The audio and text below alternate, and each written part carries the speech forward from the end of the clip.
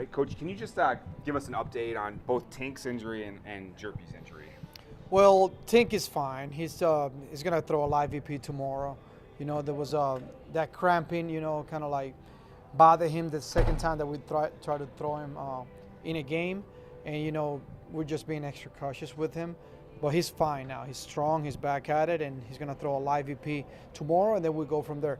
With Hjerpe, it's just in the area where he felt the discomfort when he was pitching. It's just a little concerning when anything that is related to the arm. So we're also being extra cautious with him, but there's nothing structural damage, nothing. So he's going to be fine. It's just a matter of time, just him getting through the rehab that the organization is going to have set up for him. So with Tink not going to the Futures game, does anyone go in his place, or is it just going to be Matthews coming from here? Not my call. So it's going to be Matthews representing us, and we'll well represented with him. It's just I don't know what the MLB rule is when you get a player that is not going. I'm sure they have someone else. I don't know if it will be someone within our organization or a different organization. Not aware of it. Are you hoping that he, when you send a player to something like this, what do you hope they take away from it, I guess? Oh, the experience, the opportunity of playing in front of fans that usually attend big league games. You're pitching and competing. In this case, pitching for our guys against the best players out there that you're probably going to see in the big leagues at some point. And the amount of players that attend these future games that ended up making it to the big leagues is pretty high. So it's a great opportunity. I just hope like they can take it all in and enjoy the moment. Anytime you get invited to be part of an All-Star, just the name itself, All-Star, it's just it's fun.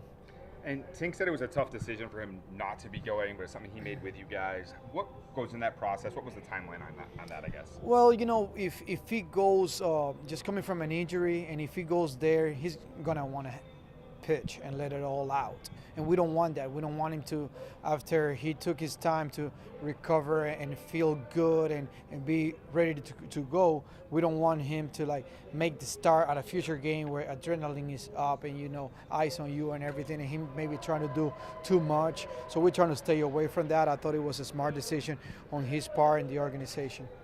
Max Rajic goes 8 innings of their night. How good was he, and what was the key to his success? Oh my God, he was rolling. Well, he attacked the strike zone from the get-go with all 4 pitches.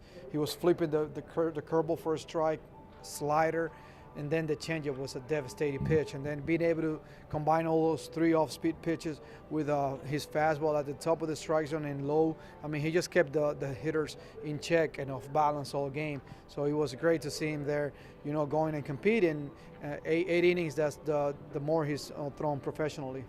Is it pretty typical, the adjustment a guy will need to make at Double-A? Because he's had some ups and downs this year, but he said he's learning from everything that he experiences. Yes. The experience, you can't fake experience. It comes by sometimes with heart pains, and him being able to struggle a couple times, that's what most of these pitchers do when they get to this level, especially in this park where the ball travels.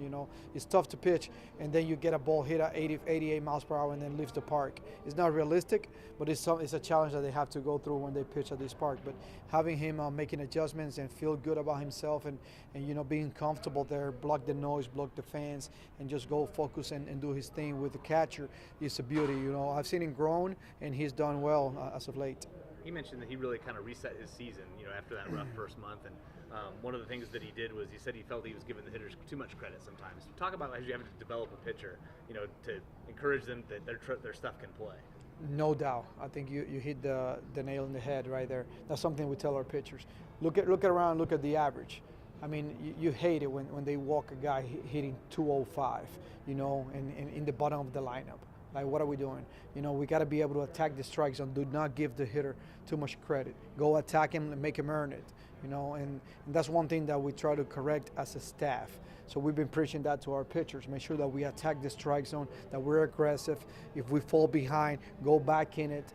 Also, when you get to this level, there are going to be some good hitters that you got to be smart pitching to them, and you got to be able to throw a secondary pitch for a strike in the strike zone. So that's another thing that we've been preaching, but definitely not giving the hitter too much credit is one thing that we've been telling them. And then Jimmy Crooks just continues to hit the bat so well. What are you seeing on it? Everything, he's been progressing. He's been hitting from the get-go, but his defense needed some refining. The framing. He's been throwing runners out too. Like you look at his DRS, which is the defensive run save, and he's at the top in the league right there, as a catcher, and then being able to contribute also in the middle of the lineup. And he's also learning to be a better leader every day. So he's in the meeting and he's not afraid to stand up and say what he thinks to the guys and be hard on them when he has to, and also be their friend and be right next to them when they're struggling and they need a hand around their shoulder. And he's done that well. He's taking well on the leadership role. Last one for me, as someone who used to catch and has some experience from behind the plate. You'd mentioned the framing. I mean, it seems like the evolution of how you catch has changed in the last 2 or 3 years. No doubt. What have you seen, and what's driving that? Well, it just started probably like 5 years ago, and being down on the knee, being able to work underneath the ball, being able to lift it and present it quickly so you can essentially like confuse the umpire, not to say to fool him, and present pitches that are outside of the strike zone and make him look like strike is very valuable. It's something that a lot of catchers are working really hard at, because even in the big leagues, umpires are so good and it's hard to fool them, but you can see some catchers that are really good at it and got quick hands. So it's just adaptation period where we're adapting in the way we teach. It's a little different from what we used to teach in the past. And these guys are able to take it because it's out there, man. Like you go into social media, anywhere you log in, you'll see guys working on their craft and making sure that they get underneath that ball. They present pitches that are balls like strikes, but there's so many like drills and techniques. And we're just adapting. We're going with the flow. I mean, that's what we do. We got to adapt in this game. Last thing for me, how do you see the guys benefiting, the young guys from all these major leaguers down here on rehab? Big time. They do benefit a lot, and the good thing is that the big leaguers that have come through, they're very open and very humble. So they're willing to share their experience up there that they've had and to these guys, and letting them know how we played the game in the big leagues, and some of their experience is huge for these guys to hear from them.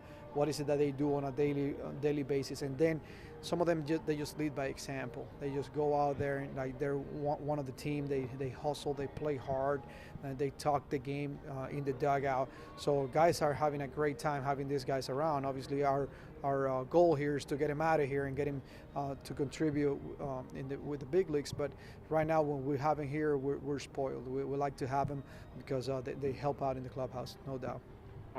My apologies if this was asked. I was writing some notes here, but what's the plan for Tommy today? Tommy Edman? Oh, he's getting at-bats as a DH, probably 3 at-bats. Okay, and also, I know this weekend you don't have the starts figured out yet exactly. When will we have Hens back starting again? Probably in the weekend sometime. We don't have an exact day so probably yet. This weekend. Probably yeah. this weekend, yeah. He's throwing the live EP tomorrow. We're hoping that everything goes well tomorrow with his live EP, but we're looking at either Saturday or Sunday for him.